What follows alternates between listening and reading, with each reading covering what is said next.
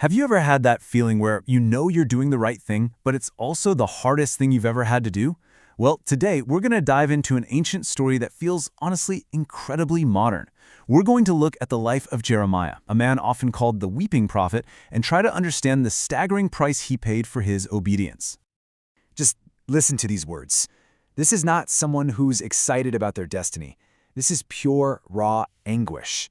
Jeremiah's own words paint this picture of a man who is physically and emotionally just shattered. And not because he failed, but because of the very message he was commanded to deliver. It's like he's drunk, completely overwhelmed and broken by his divine duty. And right there, that's the central puzzle of his entire story. You know, we usually think of purpose as something that brings joy and fulfillment. But for Jeremiah, his calling was a one-way ticket to suffering. So the big question is, why? Let's dig in. To really get a handle on his pain, we've got to go all the way back to the beginning.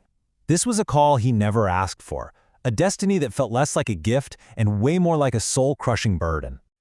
Okay, so it's super important we understand what a prophet really was back then.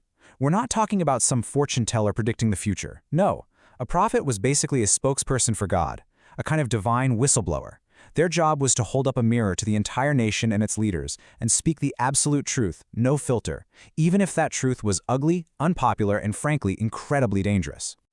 And this is where the conflict just ignites. On one hand, you've got Jeremiah, the man. He's young, he's scared, and all he really wants is a normal, quiet life. But on the other hand, you have this massive, nation-shaking mission. It's a divine command to deliver a brutal message that will decide the fate of his people. He felt completely out of his depth for a job that was, totally non-negotiable. This wasn't a career move, it was a divine draft. So carrying this incredible weight on his shoulders, Jeremiah starts to speak.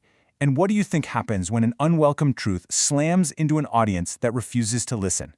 The backlash is immediate, and it is absolutely brutal. You see, his message couldn't have been more unpopular. He wasn't showing up with good news and positive vibes. He was warning everyone about a coming invasion, about the complete destruction of their way of life.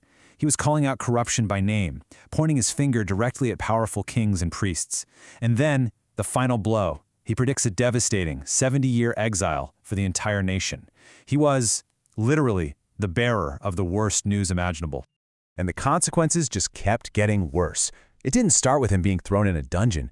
Oh no. First, it was just mockery, people laughing at him in the streets. But when he wouldn't shut up, things got serious. Soon, people were plotting to kill him. Then came the arrest and a public beating. And finally, they threw him into a muddy cistern, a deep pit, and just left him there to die. Every single step down this path was a direct result of him being obedient. So, we've seen the story. We know what happened. But now I want to really break it down. What exactly did it cost Jeremiah? Let's take a look at the anatomy of his sorrow. His suffering really breaks down into four main areas.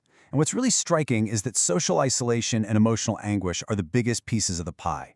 But his pain wasn't just one thing. It was this crushing combination of all four: social, physical, emotional, and, yes, even spiritual. Let's look at each one. First up, social isolation. And for a lot of us, this is the deepest cut of all. It wasn't just random strangers who hated him.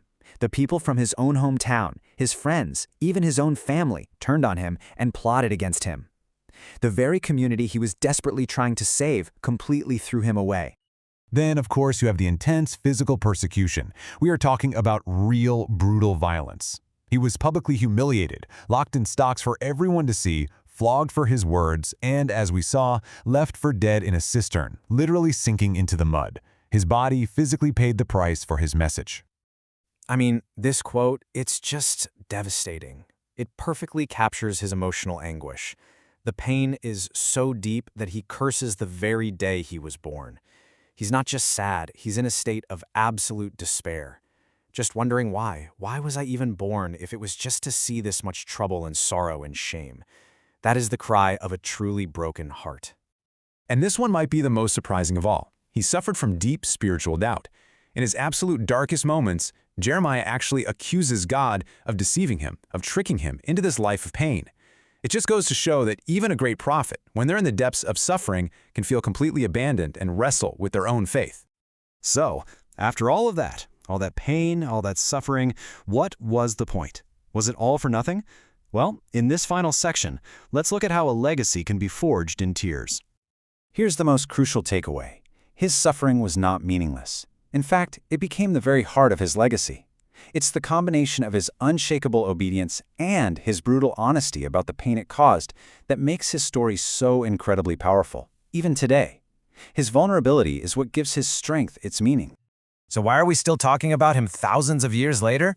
Well, his story gives us a blueprint for integrity when you're facing overwhelming opposition. It shows us what it looks like to stand for something when it costs you literally everything. It also validates our own feelings of doubt and pain, showing us that even people of incredible faith can struggle. And maybe most of all, it's a profound testament that a purposeful life isn't always a happy one. And that really brings us to the final thought here. Jeremiah's story forces us to look in the mirror and ask a really tough question. He paid an unimaginable price for his conviction, and it makes you wonder, what in your life is so important, so true, that you'd be willing to do the same? What is worth the cost of your tears?